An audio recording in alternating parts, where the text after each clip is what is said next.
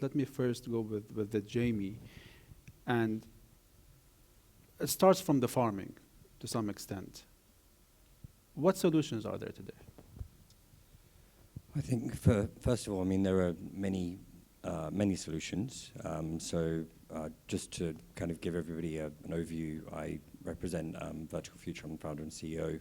And a very basic definition of vertical farming, for those who are unaware, is the movement of the growing of crops indoors, obviously using artificial LED lighting, growing in layers, and basically controlling all the variables and eliminating the variability that otherwise crops would be subjected to outside.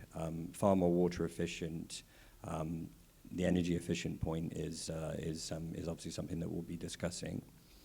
Our company, we build the technologies, and then we obviously deploy the farms.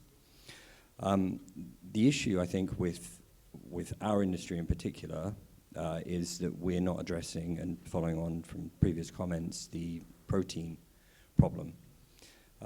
For example, vertical farming systems traditionally focus on a very, very small percentage of what we consume. We're not quite at the point where we have the unit economics that can address the 6 core crops that are effectively providing 75% of energy for the global population. But we do need to actually start implementing these at scale, irrespective. One example recently is from Iraq.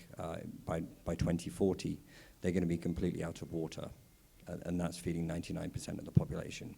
Wow. And that's a scary, scary fact. So implementation needs to happen even if it's not quite there. So for me, food and water security has to be at price parity.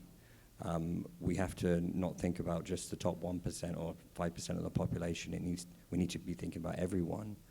And governments, the private, I think needs to be a private sector led initiative across all markets.